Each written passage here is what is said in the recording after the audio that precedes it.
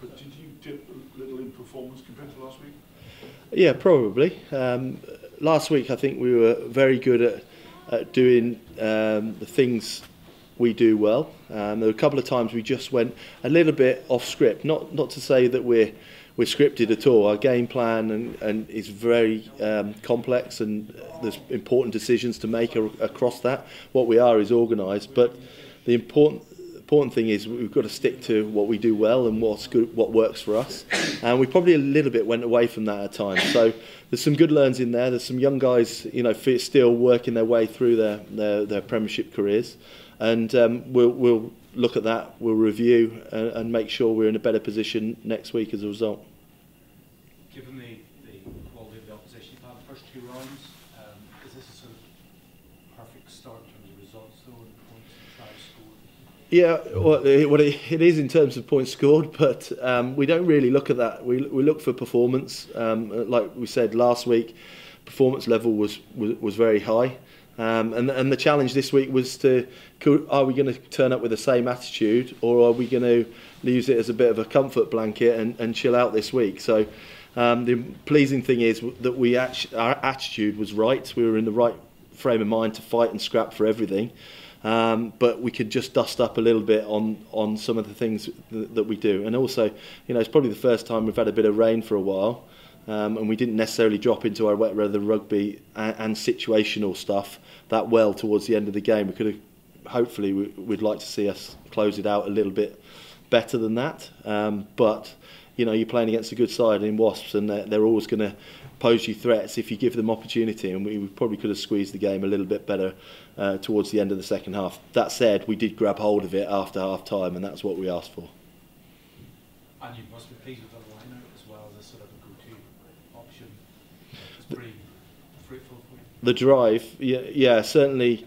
Look, it's a strong attacking weapon. Rob Hunter does a lot of work with the guys. He makes sure that they're detailed, they know what they're doing, how they're functioning. Me as an attack coach, I love a driving line out. It's a real good source of points as much as anything, and tries, which is what we're aiming for. So to have that weapon's fantastic. But equally, if that gets stopped, then we've got opportunities off it. As we saw, we scored off a maul when we got the advantage. Scored a try on the far side. So the combination of the two is important. So if one gets stopped, you've got the other. But equally, you've got to take them on, head first and foremost, and see where we get. I was thinking at 10, you've got one of the most promising, the guys seen as one of the most promising 10s in England, but is Gareth refusing to go away gracefully? Yeah, if you know Gareth, there's no way he's going gracefully anywhere.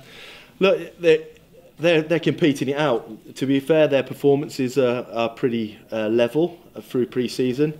There were certain circumstances in pre-season that Joe, to be fair, got very unlucky with a situation that occurred, and Gareth, to be fair, stepped up and he stepped in and performed very well for us. So there's no question that actually the two will help each other right the way through the season. There will be times when Simo's really needed, but equally we knew there was going to be times when Gareth's important to allow Simo to develop as well. So he'll get plenty of game time. He's very much in our plans. He came through really well for us at the end of last season. But equally, Gareth's improved his performance from then in the back end of the season, and he's performing very well. So look, we'll keep it very, very simple for ourselves. When they perform well, but there will be a bit of management around that situation throughout the season. Joe's brother's not looking too bad either. No, look, he's come back from the tour with a real bit of bite to him. You saw the best of that last week, and obviously put in another performance today. He's strong, he's quick, he's shining at this level. Probably a little bit disappointed he didn't get much more opportunity over the summer, but that's decision. All he can do is put in performances week on week, and the England coaches will look at the performances on the field, and he's putting in some quality ones, so he must be in good stead. Lots of people have said when they've seen him play Test rugby that he might be a bit too small. What do you think about that? 'Cause he doesn't look small in the Premiership, does he? No, certainly not. I mean, look, I think it's more what he does, what he actually does, as opposed to pigeonholing people into they're small, they're this, they're that. What's the overall impact they have on the game? And like you say, what he lacks maybe in height. He's a thick-set guy and he's a powerful guy. He can carry through people. He can stop tackle low. There's a lot of assets to him. So look, we use him in the right way. Rob Hunter's very good at positioning him and putting him in the right places, so he can shine, so he can get the balls in his hand, but also he can function in our defensive line as well. So it's really set up for him. He's just got to keep banging in those performances, and he's certainly been up there with the best back rowers in the country the last 2 weeks. Henry Slade came up with a bit of a spring of steps into as well. Yeah, the pleasing thing, the mentality of Slade's fantastic. He sometimes looks a little bit chilled, whereas actually there's a real inner desire and a fight. He came back from training minute one.